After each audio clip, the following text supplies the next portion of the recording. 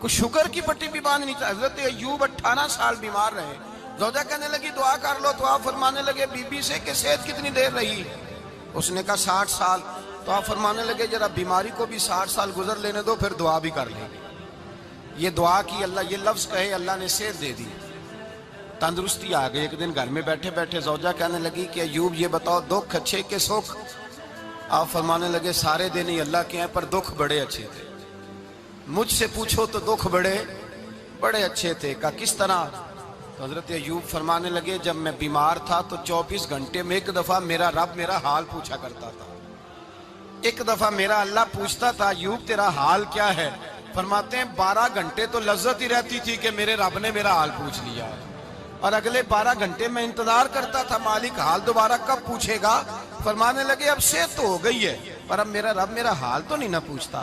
بھائی مشکلات جو ہوتی ہیں وہ تو تجھے سجا دیتی ہیں, سوار دیتی ہیں. تجھے یاد آتا ہے کوئی اپنا, جب تجھے درد ہوتی ہے نا, تکلیف ہوتی ہے, پھر تیرا دل کرتا ہے کوئی کندھا ملے جہاں میں سر رکھ کے رہوں.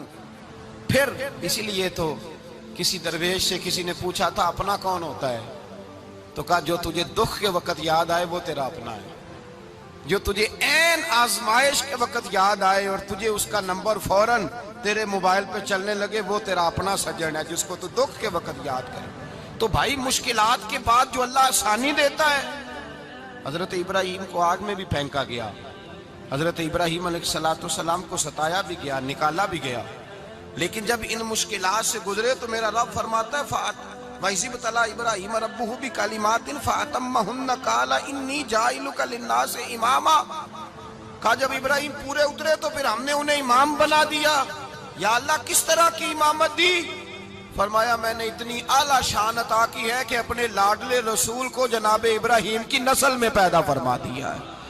میں نے مصطفیٰ کو ان کی نسل میں پیدا کر دیا, قیامت تک کے لیے ان کا وقار بڑھا دیا. اللہم صلی علی محمد وعلی آل محمد کما صلیت علی ابراہیم وعلی آل ابراہیم. ان کی عظمت بڑھا دی, اس لیے کہ جب وہ آزمائش سے گزر کر کے آئے پھر جو آسانی دی. میرے نبی پاک صلی اللہ علیہ وسلم نے دین ابراہیمی کی بہت ساری چیزوں کو رکھا, کہا میں ملت ابراہیمی پہ ہوں. جب کوئی مشکلات کو عبور کر کے آتا ہے, جب کوئی تکلیفیں سہ کر کے آتا ہے, اس کے لیے جو اجر ہوتا ہے, اس کے لیے جو پھر اللہ کتنی ذرا بڑی توجہ کیجئے گا. لوگ سمجھتے ہیں فلاں آدمی مشکل میں ہے تو شاید مشکل میں ہی رہے گا, فلاں آزمائش میں ہے تو شاید میرا اللہ فرماتا ہے ایک مشکل دے کے میں 2 آسانیاں بھی دوں گا. تم مشکل دیکھ رہے ہو, مشکل نہ دیکھو, وہ جو اس کو بعد میں آسانی آنے والی ہے, اور ڈبل جو میں اس پر نعمت کرنے والا ہوں اس کو دیکھو. حضرت یوسف کو بھائیوں نے کنویں میں ڈال دیا تھا, اور جب کنویں سے نکلے تو مصر کے بازاروں میں بکے, اور پھر زلیخا نے الزام لگایا تو حالات بگڑ گئے. حضرت یوسف کو جیل جانا پڑا. کتنی کٹھن زندگی تھی, لیکن میرے مالک کو کچھ اور ہی منظور تھا.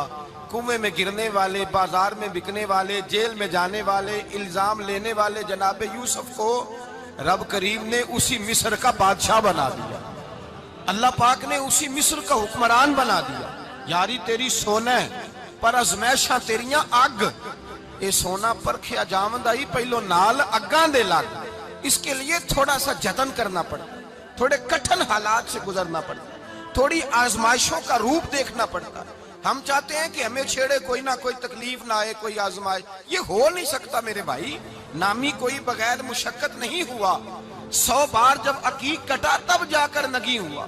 ہم چاہتے ہیں کہ ہمیں کچھ بھی دقت نہ آئے, مشکلات نہ آئے, اور مشکلات تو انسان کو سنوارتی ہیں بھائی, وہ تو نکھارتی ہیں.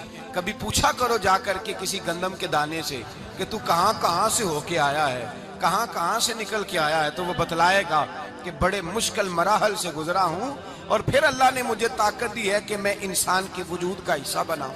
تو بھائی کٹھن مراحل, آزمائشیں, تکلیفیں, یہ انسان کو بڑا انسان بنا دیتی ہیں. یہ اس کے لیے ترقیوں کا پیش خیمہ ہوتی ہیں. ہمارے جوان پریشان ہو جاتے ہیں, عورتیں خاص کر کے اس بات پہ توجہ کریں, وہ بڑی جلدی غم لے جاتی ہیں. وہ کہتی ہیں جانے میرا کچھ ہوگا ہی نہیں, جانے میرا کچھ ہو ہی نہیں سکتا. میرے بھائی درجنوں اور بیسیوں لوگ ایسے ہیں جن کی اولادیں نہیں تھی, لیکن نام ان کا ان سے بھی زیادہ ہے جو بڑے بڑے صاحب اولاد. حضرت خواجہ معین الدین اجمیری کو جانتے ہیں آپ لوگ؟ نہیں، جو جانتے ہیں وہ بولیں جانتے ہیں جی؟ لو جی، کافی سارے جانتے ہیں، تھوڑے جی رہ گئے نا۔ جانتے ہیں نا خواجہ صاحب کو؟ ان کے کسی بیٹے کو جانتے ہوں؟ نہیں جانتے، نہیں جانتے، نہیں جانتے آپ ان کے بیٹے کو۔ حضرت خواجہ معین الدین اجمیری رحمت اللہ تعالیٰ علیہ کے بیٹے کو نہیں جانتے، لیکن ویسے آپ ہندوستان میں کسی آدمی کو چھیڑ کے دیکھیں، وہ کہے گا میں خواجہ صاحب کا روحانی بیٹا ہوں، میں اولاد۔ حضرت غوث اعظم رضی اللہ تعالیٰ عنہ کی اولاد کو کم لوگ جانتے ہیں، لیکن آپ ویسے کسی کو پوچھ کے دیکھیں 11ویں والا پیر کون ہوتا ہے، ہر آدمی ہاتھ اٹھا کے بتائے گا خدا کے فضل سے ہم پر ہے سایہ غوث اعظم کا، ہمیں دونوں جہاں میں ہے سہارا غوث۔ لوگ جھوم کے بتلائیں میرے بھائی، یہاں لوگ پریشان ہو جاتے ہیں کہ اولاد ہوگی تو یہ ہوگا، فلاں ہوگا تو یہ ہوگا۔ بھائی ایسی کوئی بات نہیں، میرے پاس پیسے ہوتے تو میرا ابا بیماری سے فوت نہ ہوتا۔ جو مالدار ہوتے ہیں تو کیا وہ بچ جاتے ہیں؟ حضرت اسرائیل انہیں چھوڑ جاتے ہیں؟ او خدا کے بندے، تو کیسی بات کر رہا ہے؟ یاد رکھ، یہ جو آزمائشیں ہوتی ہیں، یہ جو تکلیفیں ہوتی ہیں، یہ جو تھوڑے سے مشکل حالات ہوتے ہیں۔ حضرت یونس علیہ السلام کی دوستی ہوگی حضرت جبریل امین سے، جناب جبریل ملنے آئے۔ حضرت یونس علیہ السلام فرمانے لگے جبریل میرا دل کرتا ہے مجھے اس بندے کی ملاقات کرا جو اللہ کا سب سے زیادہ عبادت گزار بندہ ہے۔ حضرت جبریل امین لے گئے دور دور فلسطین کے علاقے میں، اور لے جا کر ایک بندے سے ملاقات کرائی جس کی دونوں آنکھیں بھی کوئی نہیں تھی، دونوں بازو بھی کوئی نہیں تھی، دونوں پیر بھی کوئی نہیں تھی، اور اس بندے کی زبان پر لفظ بڑا کیا جاری تھے، یا اللہ تیرا شکر ہے، یا اللہ تیرا، بول کے کہیے یا اللہ تیرا، اے اللہ تیرا شکر ہے۔ شکر شکر کر رہا تھا۔ حضرت جناب سیدنا یونس علیہ السلام کہنے لگے میں نے تجھے عبادت گزار کو ملانے کو کہا تھا، تو کہاں لے آیا؟ حضرت جبریل کہنے لگے یا یونس، یہ ہر چیز جانے کے باوجود اپنے رب کی رضا پہ راضی ہے۔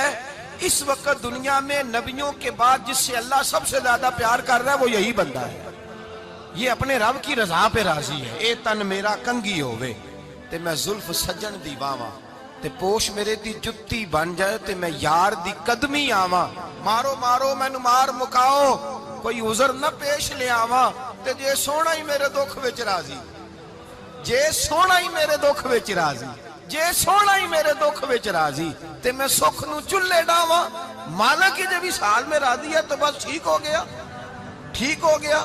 وصل اچھا ہے نہ فراق اچھا ہے، بس جس حال میں محبوب رکھے وہی حال اچھا ہے، بس جس حال میں انہوں نے رکھا بات ٹھیک ہو گئی۔ اس میں اب انسان شکوہ کرتے پھرے کہ یہ کس طرح ہے وہ کس طرح، اپنے آپ کو مطمئن رکھا ہے۔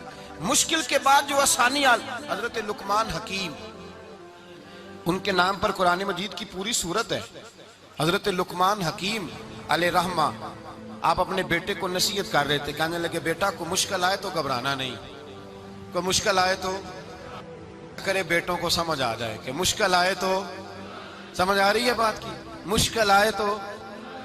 اور کیا خوبصورت جملے، بیٹے کو بٹھا کے کہتے ہیں بیٹا چھوٹی مشکل آئے گی تو اللہ بڑی مشکلات آسان کر دے گا، سمجھو چھوٹی مشکلات آئیں تو اللہ نے بڑی مشکلیں اس نے آسان کر دی۔